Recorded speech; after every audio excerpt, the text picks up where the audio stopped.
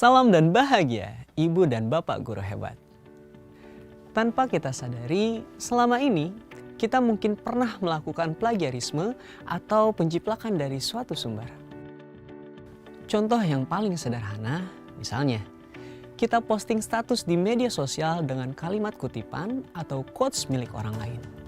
Atau mengunggah kutipan dari sebuah artikel atau buku orang lain tanpa mencantumkan sumbernya. Mungkin juga Ibu dan Bapak pernah terbesit keinginan untuk membagikan materi program-program Kemdikbudristek kepada orang lain. Namun Anda menemukan kendala, seperti bingung meminta izinnya atau bagaimana menuliskannya. Dalam video ini, kita akan membahas bagaimana langkah-langkah yang perlu dilakukan ketika akan menyadur materi dari bahan ajar yang diproduksi untuk program Kemdikbudristek.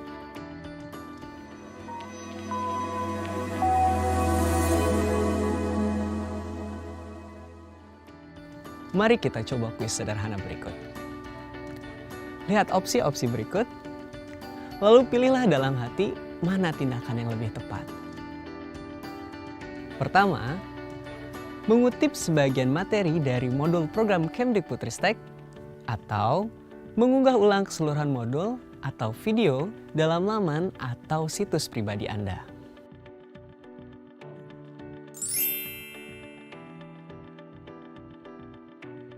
Dua, menuliskan nama pribadi dalam karya atau unggahan tersebut.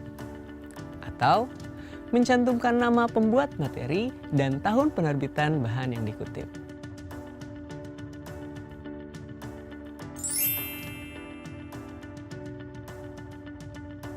Tiga, menggunakan bahan ajar program Kemdikbudristek hanya untuk berbagi ke rekan sejawat. Atau memanfaatkannya sebagai bahan training berbayar tanpa mengutip sumbernya. Apakah jawaban Ibu dan Bapak sudah sesuai? Mari kita mulai dengan etika penggunaan video pembelajaran.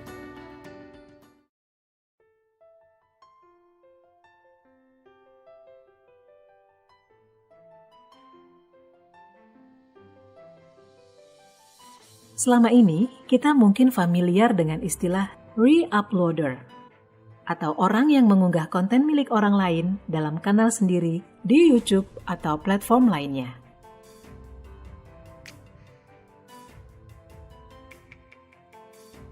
Tak jarang, video di kanal pengunggah ulang ditonton oleh lebih banyak orang daripada di kanal penciptanya sendiri. Padahal yang pengunggah ulang lakukan hanya mengubah judul atau menambahkan latar suara saja. Bagaimana pendapat Ibu dan Bapak tentang perbuatan semacam itu? Sebagai pendidik, tentu tidak elok jika melakukan hal serupa. Karena itu, alangkah baiknya kita tidak mengunggah ulang video dari sumber lain, termasuk dari program-program Kemdikbudristek. Apresiasi kepada pemilik video juga perlu kita lakukan ketika Bapak atau Ibu ingin menggunakan video-video tersebut untuk berbagi kepada rekan sejawat. Sampaikan pada audiens bahwa materi tersebut diambil dari program terkait. Di lain kesempatan, mungkin Ibu dan Bapak pernah terpikir untuk merekam layar sesi webinar atau saat pertemuan dengan instruktur atau narasumber. Sebisa mungkin, cobalah untuk meminta izin kepada orang-orang yang wajahnya muncul dalam video tersebut. Bisa jadi ada orang yang tidak berkenan wajahnya ditayangkan pada platform yang bisa diakses secara umum. Jika ada yang keberatan, artinya Anda tidak berhak membagikan rekaman sesi tersebut. Dengan tidak menyebarkannya, artinya Anda sudah menghargai hak privasi orang lain.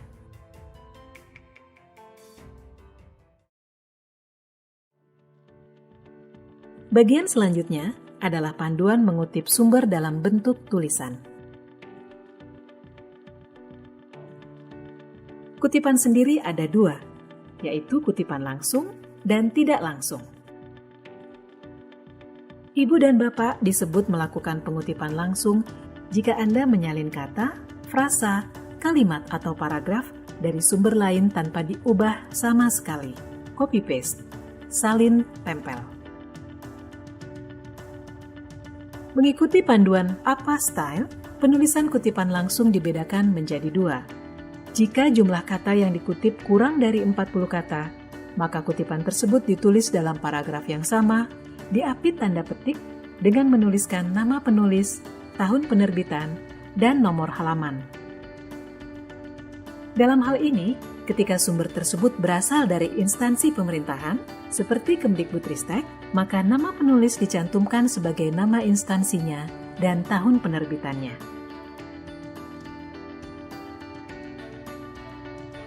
Sementara, jika jumlah katanya lebih dari 40 kata, maka dituliskan dalam paragraf terpisah, dengan menjorok 1 cm atau 5 spasi, tetap dengan menuliskan nama penulis, tahun penerbitan, dan nomor halaman.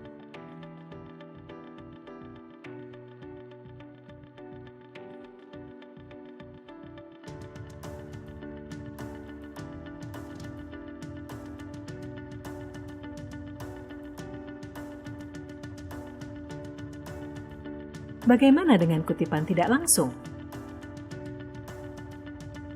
Untuk mencantumkan sumber kutipan tidak langsung, tuliskan nama belakang penulis dan tahun penerbitannya.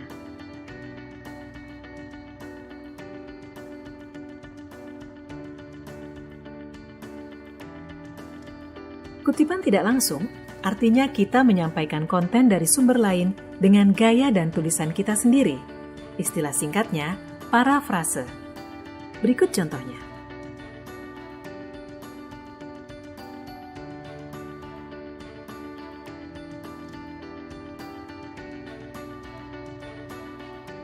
Yang tidak kalah penting, semua sumber yang digunakan dalam karya Anda perlu dituliskan pada daftar pustaka.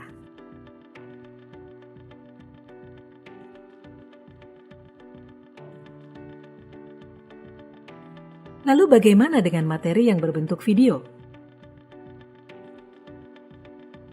Jika Anda mengambil cuplikan video untuk dijelaskan dalam paragraf tulisan Anda, tuliskan sumbernya sebagai pengunggah video, tahun. Dan dalam daftar pustaka, tuliskan sebagai berikut.